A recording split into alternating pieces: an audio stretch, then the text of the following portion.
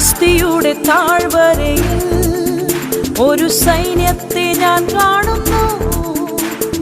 അധികാരം പകരണമേ, ഇനി ആത്മാവിൽ പ്രവചിച്ചിടാം.